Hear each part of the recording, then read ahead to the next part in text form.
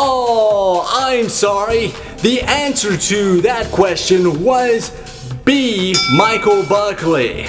Well, moving on to number 6 here, we're at the little bit over the midpoint for whether to find out you're a whiz or a fizz and Fizz Whiz Quiz. Oh, the dialogue just keeps getting worse and worse every time I do this.